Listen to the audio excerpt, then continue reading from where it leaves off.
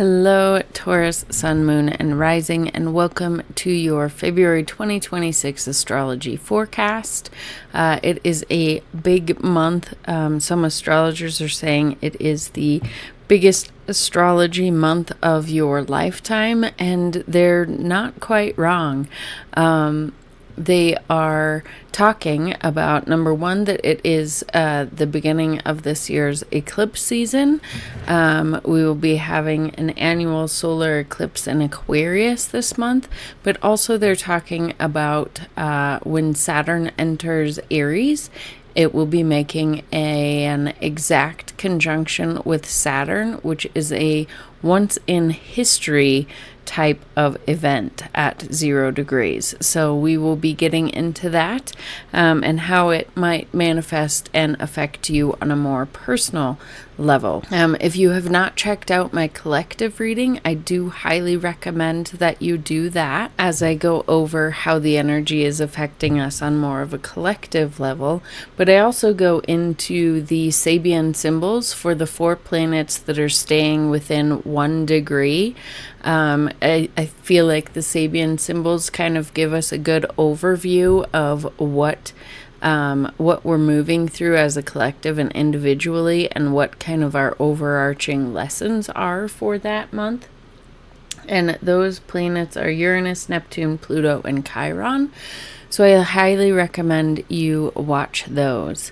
If you're new here, thank you so much for joining. I'm Sarah, a Life with Training Wheels, where I utilize tools such as astrology, tarot, singing bowls, other health and wellness and spiritual tools to help you reach your highest potential, to help you learn how to take control of your life, identify and release any limiting beliefs, self-sabotaging behavior, victim mentality, things like that. So if that sounds like something you'd like to stick around for, a vibe you can vibe with, then please give me a like, a comment, a subscribe so that you can be aware of when I post my next video. If you are returning, thank you so much for returning. Your support greatly means a lot to me, and I hope you to continue to support me. Okay, so now we are going to go ahead and get right into the astrology. So I highly recommend listening to these videos first for your rising sign, as your rising sign is what determines your house system and where things might be manifesting for you on a more physical level within your life experience. Your sun sign, listening to that, will be more like where your maybe mind is focused, where you're focused in your career, what's going on there, or just how you're outwardly feeling like you're presenting to the world.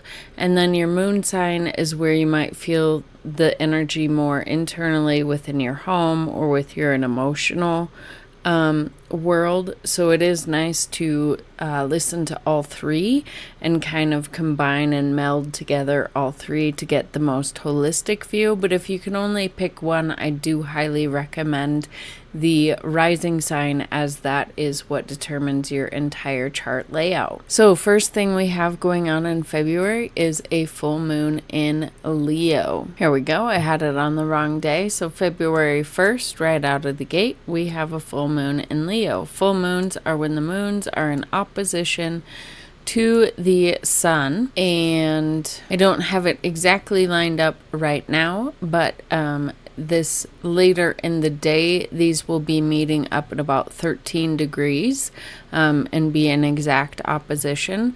So what are full moons? Full moons are a period of culmination. They are when things, seeds that we've planted, begin to grow.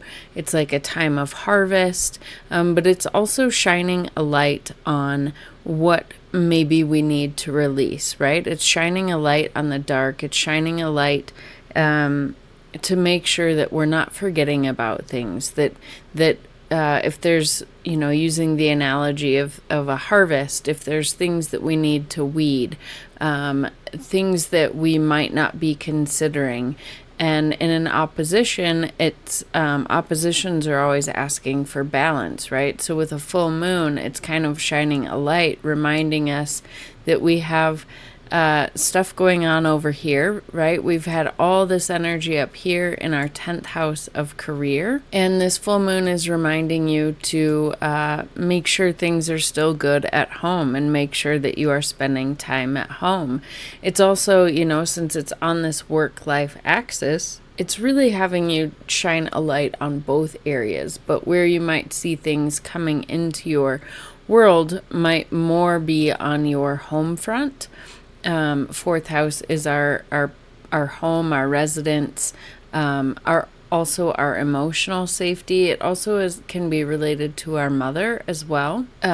So there could be things showing up for you there, or there could be things that you need to release there. Maybe you need to declutter your house, right? If you declutter your house, you can declutter your mind. Or maybe there's things going on at work that you need to let go of so that you can have a better home life balance, right? Those are the things that you're going to be looking at this full moon. That if you're feeling like your focus has been on this work-life balance, that is appropriate, and there might be some things that you need to release. The full moon is a great time to, since it's bringing these things to light, to actively work with it and actively release things that need to be released, and to give gratitude and thanks for the things that are showing up and that are going your way, and the blessings and things that you've prayed for and tried to manifest, however they're showing up for you. Give great thanks to them.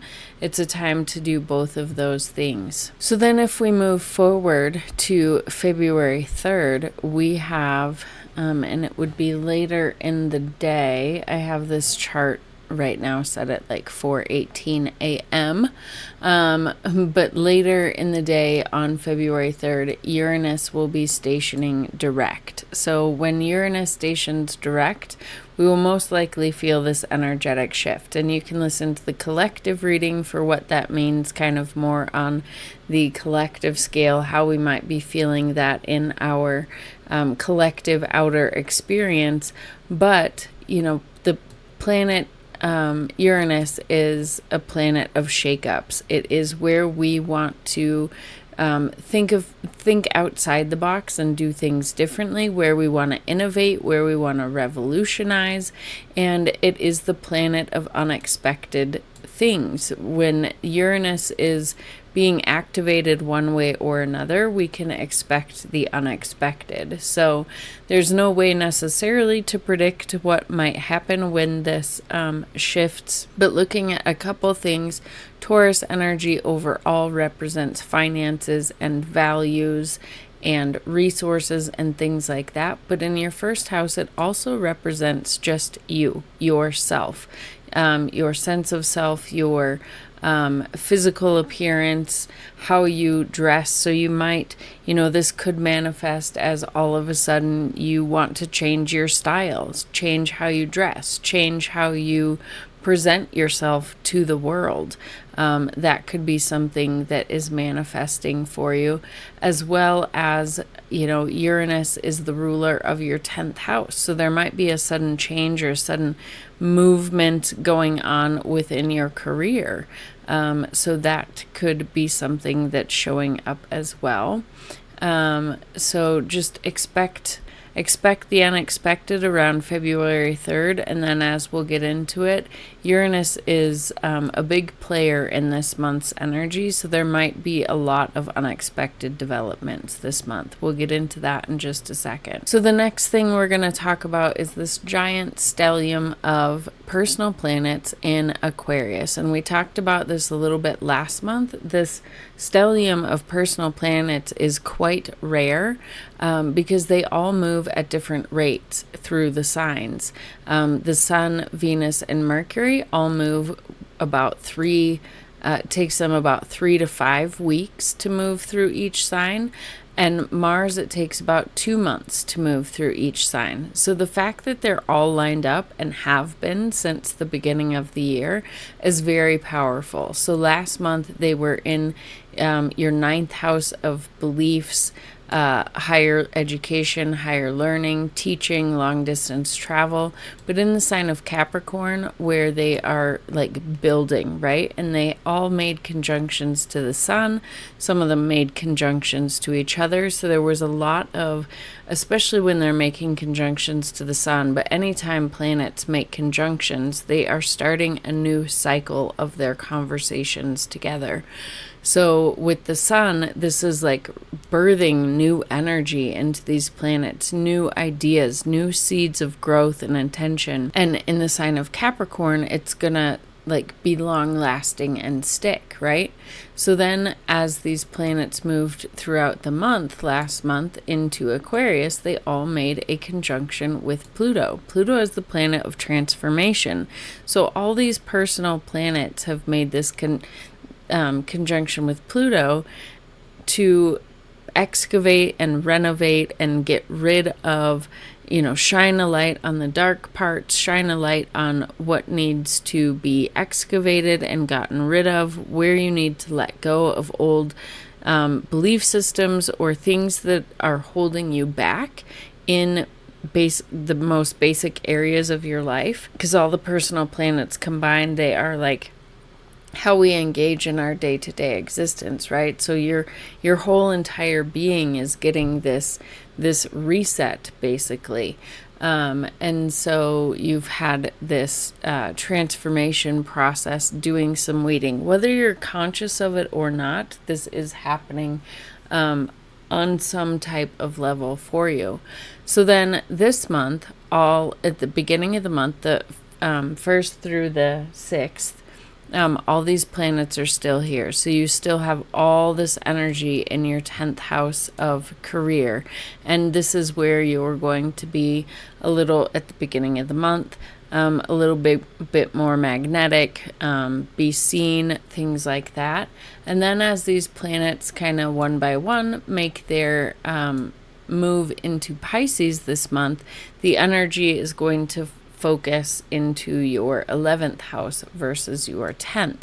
So this is the house of like friendships, the groups you belong to, how you engage in the community at large, the world at large, not just your career and what you do for work, but how you engage in the greater collective and in your world. The four personal planet stellium is coming to an end.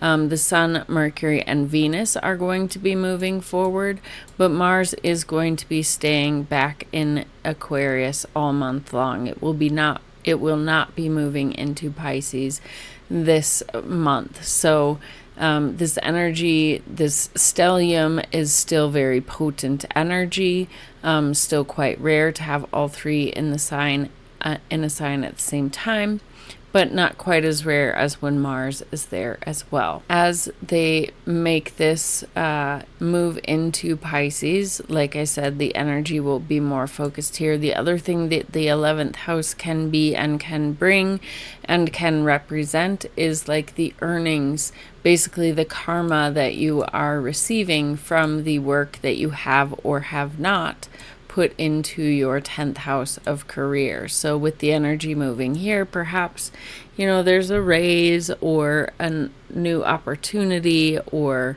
a new position or something like that. There could be something like that going on, a bonus, who knows, but it could just be related to friendship groups and the energy in your existence there. So before these planets actually move into Pisces, I want to rewind here just for a second. They're going to be making a couple important conversations. The first of which is they are going to be making a trine here to Chiron in Aries. And Chiron in Aries is where we have stayed small for the sake of others, where we have,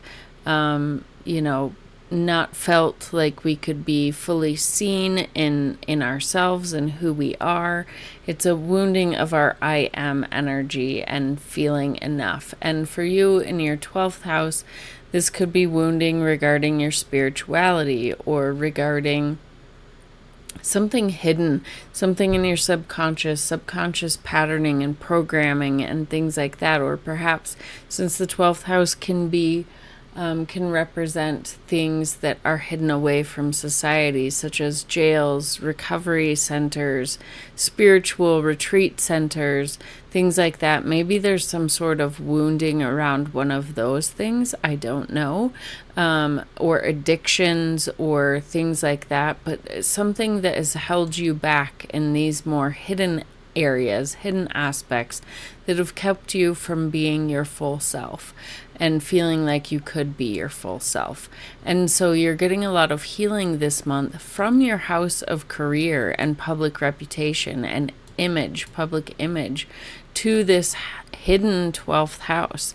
So maybe there's some things coming to light that are healing, or maybe there's opportunities in your career that's healing these old subconscious wounds, or healing these things from the past. Maybe you're getting opportunities that you never thought you would get in your career because of,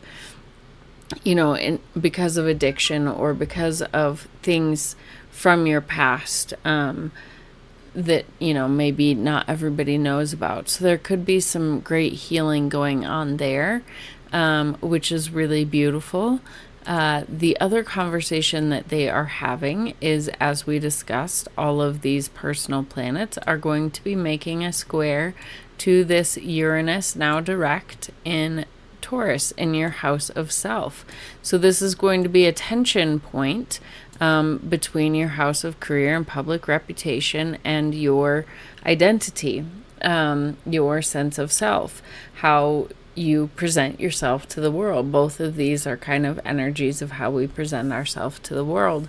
And tension points, squares bring tension points. Often it's something, that's a little bit uncomfortable, a little bit challenging. A lot of times something that we need to make a decision or make an action plan for, to kind of move through this energy. Sometimes it's very subtle and under the surface. It all just depends on how this is playing into your personal planets and where your personal planets are as well.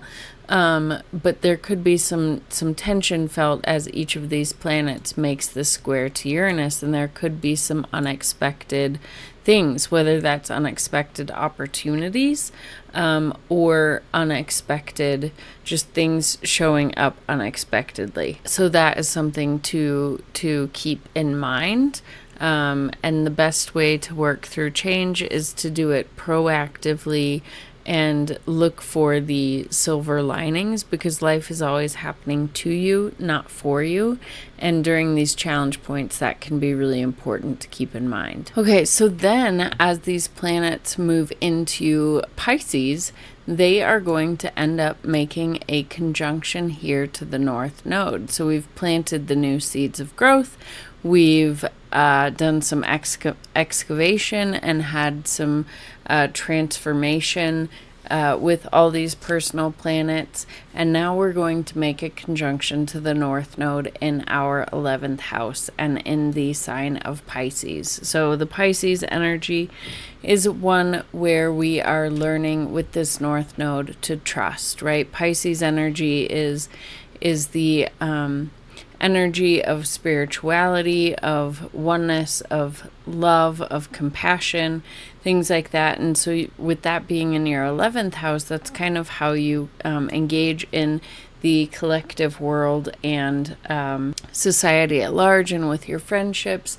But this is where we are learning to trust overall. With this North Node in Pisces. It's kind of where we're learning to let go and let God, right? So in regards to maybe let go and let God with your friendships, let the ones fall away that need to fall away, let the ones come in that need to come in, that support you to your highest and best growth. Don't be so, let go of, the opposite here is the 5th house with the south node. So let go of, and this Virgo energy can be very self-critical. So let go of the self-criticism of how you're showing up in your friendships, and trust that when you're being authentically you, that you will be seen and will be loved and will be accepted, and that you don't need to show up perfectly in order to be those things, and to just trust that the people that need to surround you, it's giving me goosebumps, will come into your life. Like, that might be one of the things that you're learning to trust.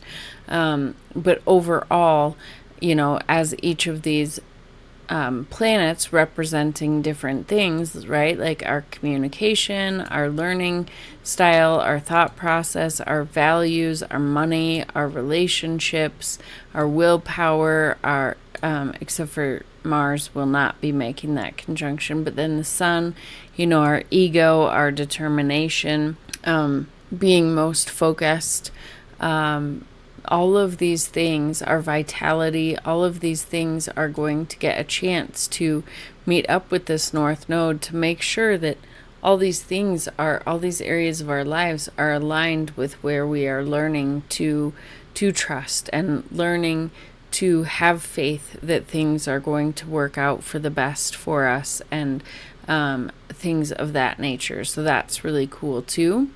And then after they do that, they are all from this Pisces area going to be making a trine over here to Jupiter in retrograde in Cancer in your 3rd house. So these are both very social houses.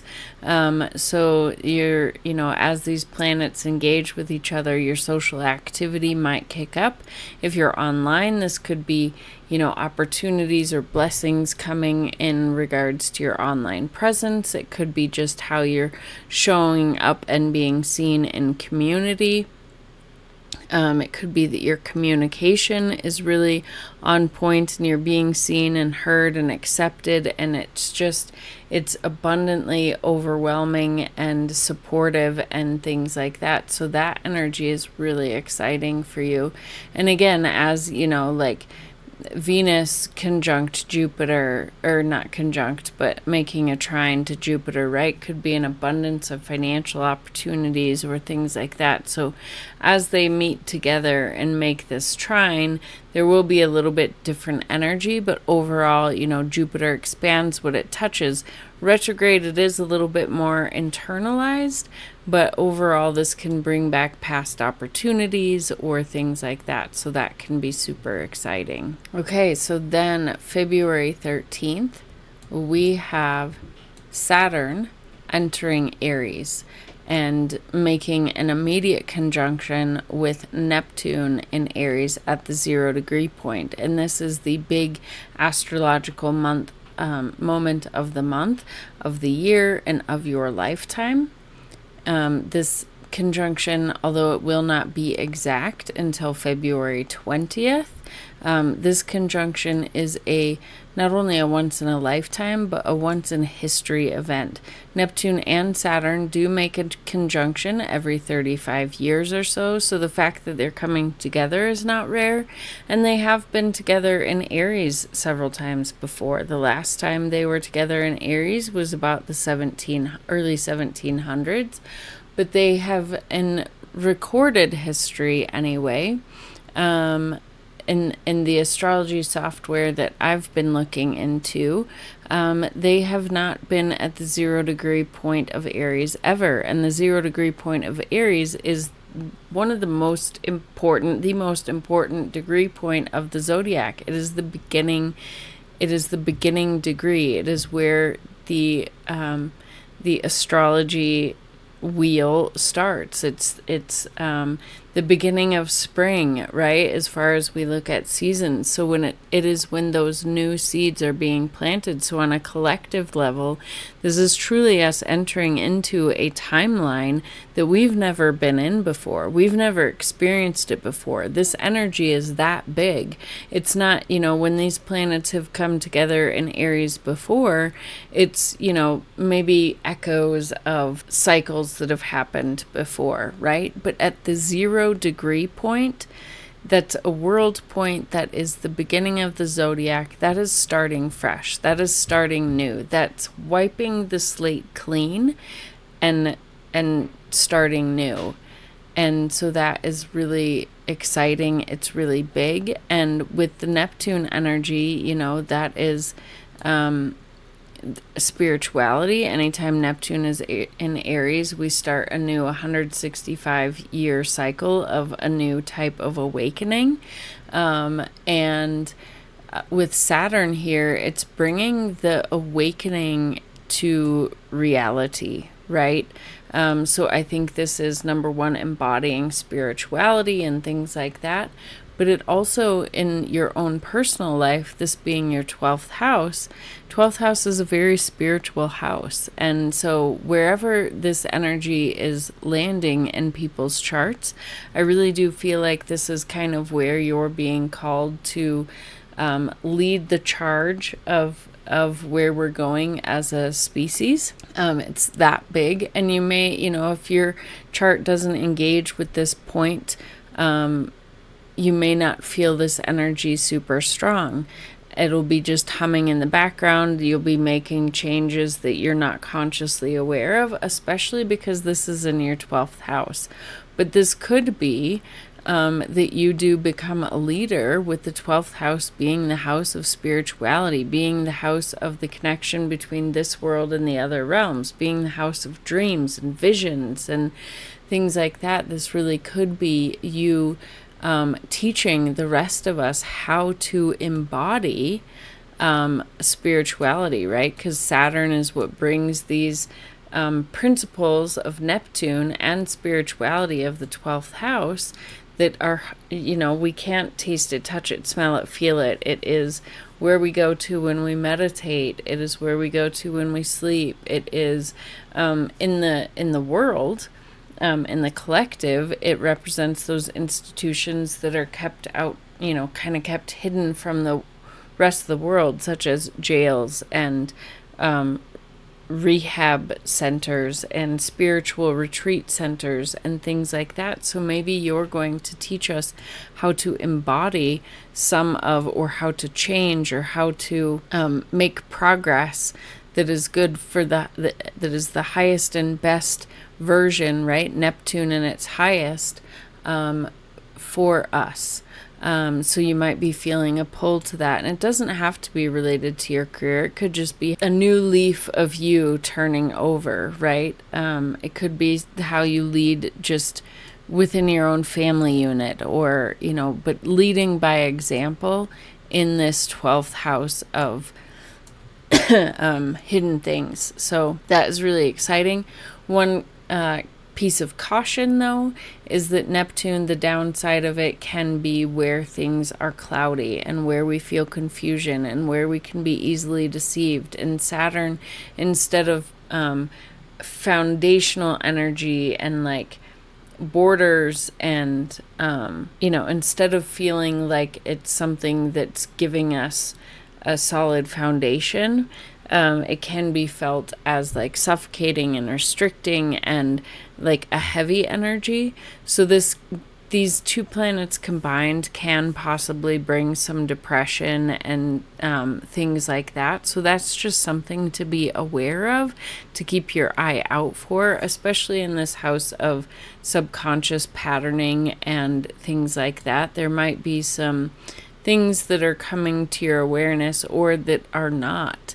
Maybe you're having a lot of confusion about victim mentality that you've had, or something like that that's hard for you to pinpoint. So just be aware of that. There's higher manifestations and lower manifestations, and try to recognize if those lower vibrations are manifesting for you, and do what you can to raise the vibration of this energy that is being presented to us to work with. Okay, so then right between when Saturn enters Aries on the 13th and the 20th, when it becomes exact with Neptune, right in the middle of that, February 17th, we have a new moon solar eclipse in Aquarius, and this is happening at 28 degrees of Aquarius, We get an eclipse, either a solar or lunar eclipse, when either the new moon or full moon are within about 16 degrees of one of the nodes. In this case, it is in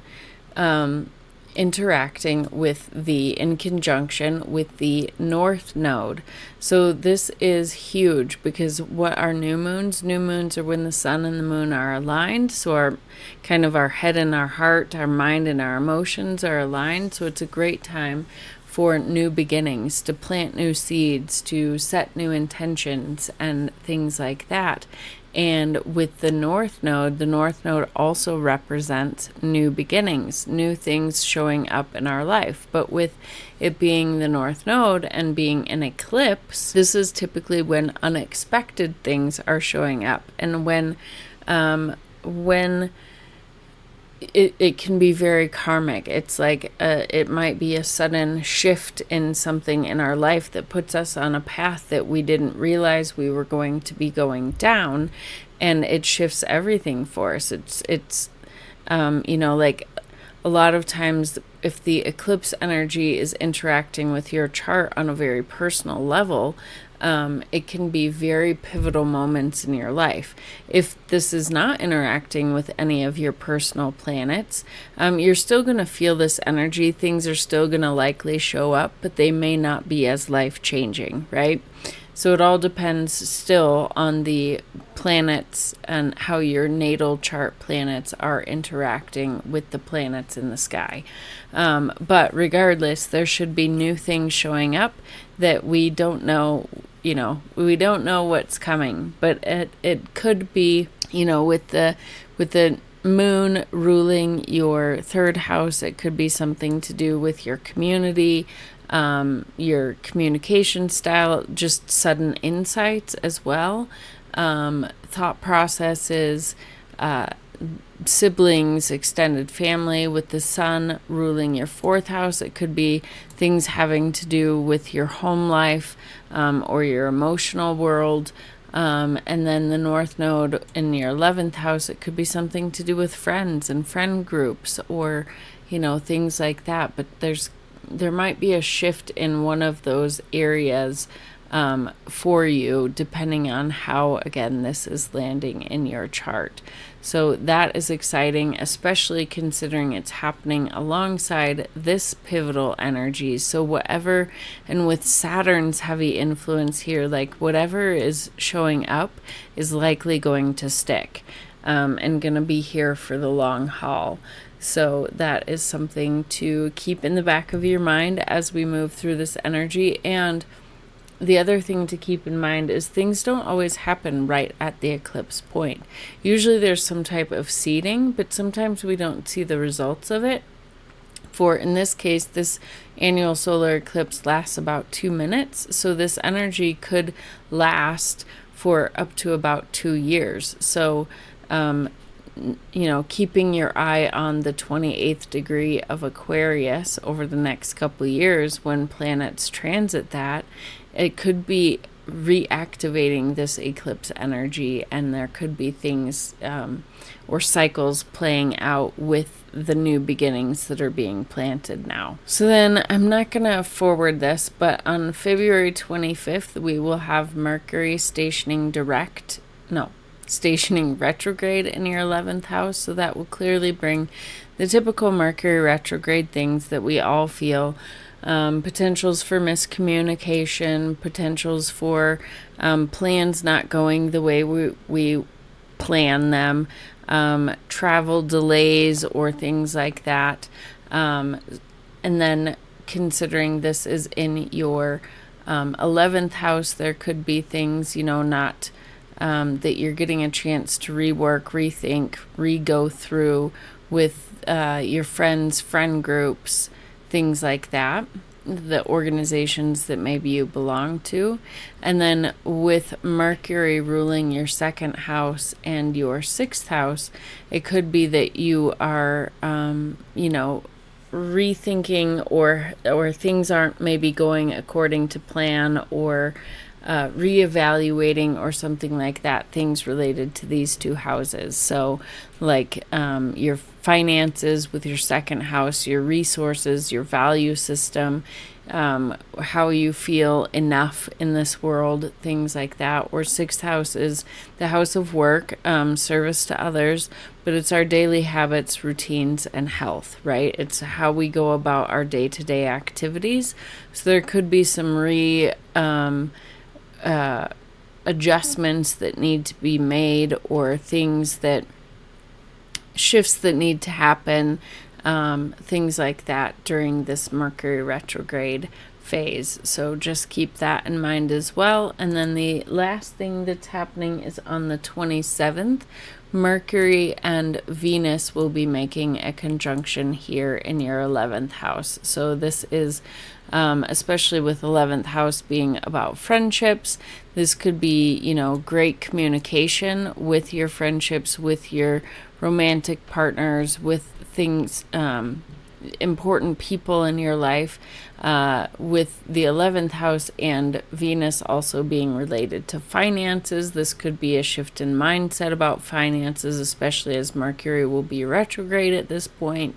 But it could be a good time to reevaluate finances and relationships and things like that, to make sure that they are aligned with who you are, and being supportive of you, living to your highest and best potential. So that is it for February 2026 astrology for my Taurus sun, moon, and risings. Please give me a like, a comment, subscribe if you have enjoyed this video. And I hope you have a wonderful month, and I hope to see you back here for my next video. Again, if there's any way that you can engage with this video, that would greatly help my small channel grow, and I really appreciate you being here and staying here until the end. Until next time.